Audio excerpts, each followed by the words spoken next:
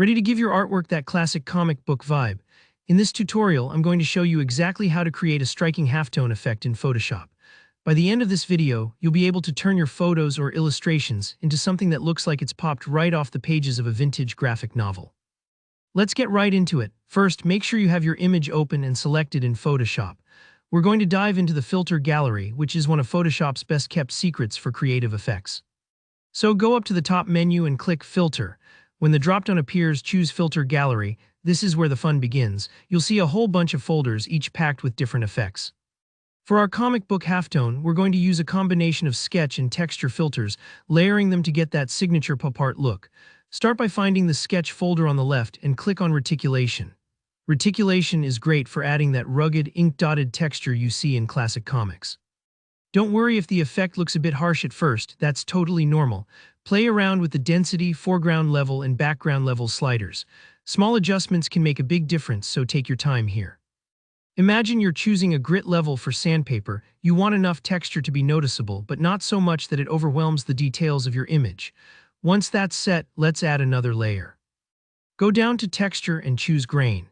This filter will enhance the dots and give the effect a more printed feel. Set the grain type to regular for that iconic look.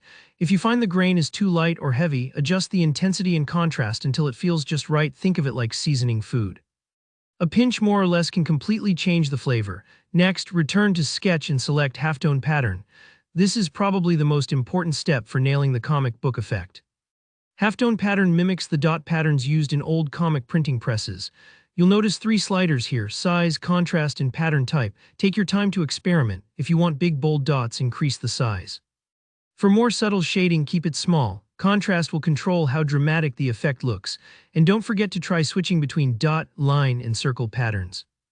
Each one creates a slightly different vibe, so feel free to click through and see which fits your image best. If something looks strange, simply tweak the sliders. The preview updates instantly, so you'll always know what you're getting.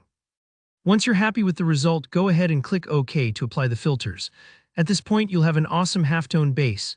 If your image is in black and white and you prefer it that way, you're all set. But if you want a splash of color, you've got options.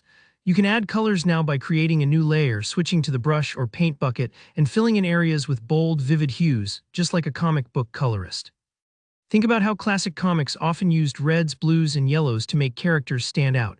Or if your image already has colors that you love, just leave them as they are. It's all about your vision for the final piece. That's it. That's how you give your image a retro comic book halftone look in Photoshop. Don't worry if the first try isn't perfect. These effects are super customizable, and experimenting is all part of the process. If you got stuck anywhere or want some advice on color choices, feel free to ask any questions down in the comments. I'm always happy to help. If you found this tutorial useful, please give it a thumbs up and subscribe for more Photoshop tips and creative techniques. Thanks for watching, and I'll see you in the next video.